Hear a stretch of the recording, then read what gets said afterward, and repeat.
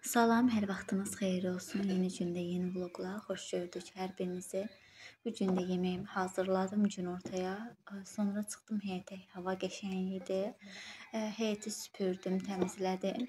Güllərimin bir hissəsini, dibçəkdə olan güllərimin bir hissəsini, hansı ki gül açacaq tumurcuğu vurur, onları qoydum həyətə, sularını əlavə etdim.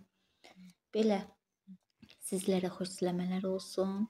Ötən vloqumda xoş sözlərinizə, gözəl dualarınıza görə hər birinizə təşəkkür edirəm, var olasınız. Yeməyi hazırladım belə mən də, sonra çıxdım həyətə.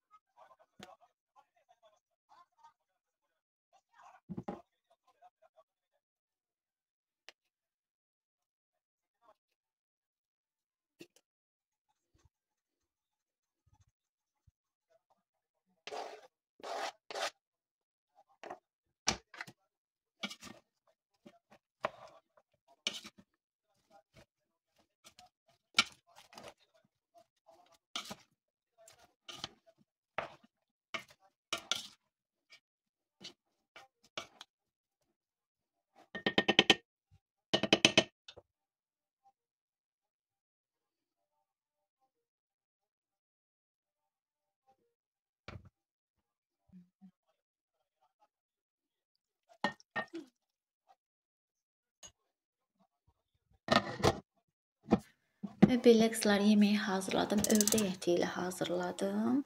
Yeməyi belə qarışıq formada hazırladım, qoydum bişsin. Buradakı güllərimi də belə çox gözəllər. Bir hissəsini çıxartdım, qoydum həyətə hələ ki. Külək olduqda içəri salıram yenidən. Çünki keçən il, yəni ötən il külək bir neçə dibçək güllərimi məhv etdi, yəni yandırdı, qurutdu. Bu da hər tərəfindən belə tumurcuq vurub açmaq üçün. Torpaqda toxum güllərimi də səpmişdim, əkmişdim. Artıq yavaş-yavaş onlar da düzəlib çıxmağa başlayır. Yasəmən güllər də solmağa başlayır. Belə bunun da qırağında belə tumurcuq vurub, bu da açacaq. Bu ilk dəfə olar, yəni açacaq bu günüm. Bilmirəm necə bir güldür. İnşallah açsın, görək. Bu da bizdə qılınc gülü deyilir bu gülün adına. Ötən vloqlarımda qızlardan istəmişdi bu gülü ətraflı paylaşım. Bunu eltimdən almışdım mən bir neçə il öncə. Əkdim, böyük oldu. Yəni hündürlüyü çox böyük. Mən ümumiyyətlə xırda güllər sevmirəm. Böyük yaşıl gülləri çox sevirəm. Gül açmasa da belə, amma böyük yaşıl gülləri daha çox, yaşıllığı olan gülləri daha çox sevirəm. Bu qılınc gülü, yəni həmin bu qılınc gülü məndə bir dəfə böyük oldu, yanından bala verdi. Yəni yenisini əmələ gəldi. Onu ayrı qaba əkdim. Həmin bu yenisini əkdiyim bu qılınc gülüdür. Bir dənə budağını əkmişdim. İndi yəni əmələ gəlib, belə deyim də artıb, çoxalıb, yenə də qəşəngləşib. Həmin yəni əvvəlki qılınc gülüm isə hamısı yandı, qurudu. Yəni çürüdü özündən, belə deyim. Məhv oldu.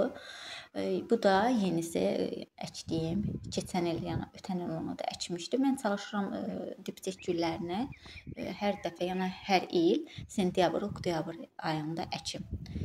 Onda daha yaxşı inkişaf edir. Bu gülləri də bazardan almışdıq. 2 topa belə almışdıq. Yerdə əkdik. Dedilər yerdə əkin, yavaş-yavaş tumurcuq olanlar da gül açacaq. Belə.